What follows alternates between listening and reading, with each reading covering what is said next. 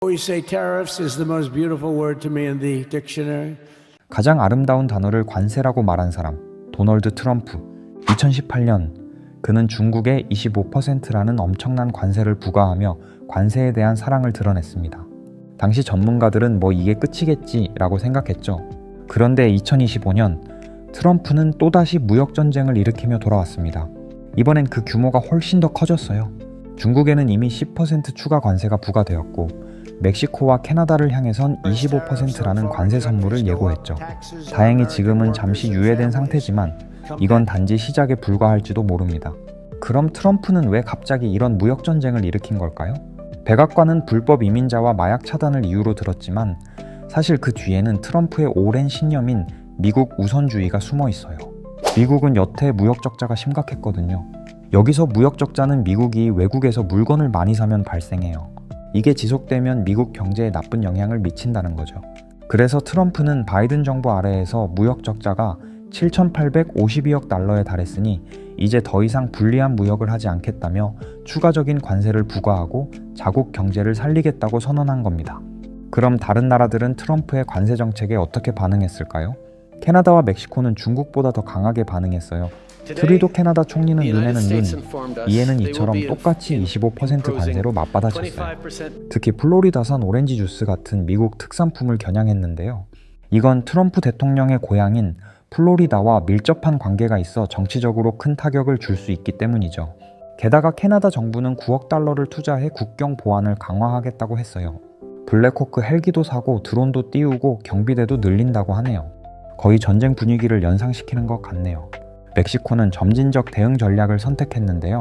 셰인바움 멕시코 대통령은 우리도 미국에 대응하겠다고만 말했고 세부적인 내용은 비밀로 해두었어요. 다만 이미 국경 단속을 강화하고 불법 이민자를 막기 위한 군대도 배치했다고 하니 긴장 상태는 여전하죠. 그리고 상황이 급변했습니다. 2월 3일 트럼프가 갑자기 30일 동안 관세 부과를 미루겠다고 발표한 거죠. 이 말은 조금 더 시간을 두고 협상을 진행하겠다는 뜻인데요. 이에 대해 캐나다의 국제무역 장관은 우리는 계속해서 미국과 협력하며 무역 관계를 강화할 것이라고 말했고 멕시코 역시 협력을 통해 문제를 해결해 나갈 계획을 밝히기도 했죠. 중국은 좀 다르게 반응했어요. 트럼프가 중국에 10% 관세를 부과하자 중국은 바로 세계무역기구에 제소하며 맞대응을 예고했습니다. 그 후 2월 10일부터 미국산 제품에 대해 추가 관세를 부과한다고 밝혔죠. 예를 들어 석탄과 LNG에는 15%, 원유, 농업기계, 대형 자동차에는 10%를 부과한다고 합니다. 그런데 왜 중국은 멕시코나 캐나다처럼 강하게 나가지 않았을까요? 그 이유는 바로 중국의 경제 상황입니다. 현재 중국은 내수 침체와 경제성장 둔화라는 큰 문제에 직면해 있어요.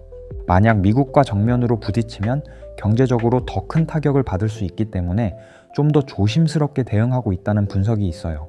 그래서 중국 외교부는 트럼프의 정책에 강력히 반대하지만 필요하면 대응할 것이라고 밝혔죠.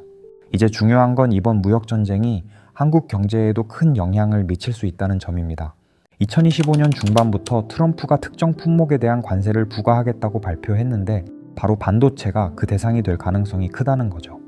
특히 삼성전자는 미국에 반도체 공장을 짓기로 했고 그 과정에서 7조 원의 지원금을 받기로 약속했었죠. 그런데 만약 관세 폭탄이 터지면 이 약속이 깨질 수 있다는 거예요. 이인철 소장은 트럼프의 반도체 및 관세 정책이 삼성전자에 미칠 영향에 대해 다음과 같이 설명했습니다. 반도체는 이중고입니다. 일단 보편적 관세 부과로 인한 수출 물량 감소도 있지만 또 하나는 바이든 행정부 당시 미국 내 투자를 늘렸기 때문에 약속했던 보조금. 삼성전자의 경우에는 47억 4,500만 달러, 6조 9천억 원 상당을 받기로 약속돼 있는데 이게 물거품이 될 수 있다는 겁니다. 설날에 받기로 한 세뱃돈을 못 받게 된 상황이나 다름없죠. 여러분은 이번 무역전쟁이 어떻게 될 것 같나요? 또 우리나라는 이런 상황에서 어떤 전략을 취해야 할까요? 예를 들어 철강, 알루미늄, 반도체뿐만 아니라 다른 산업에서도 비슷한 위기들이 닥칠 수 있죠. 저는 이런 변화들이 단기적으로는 소비자들에게 부담을 주겠지만 결국 기술 자립이나 새로운 기회를 만들어갈 수 있는 계기가 될 수도 있다고 생각해요.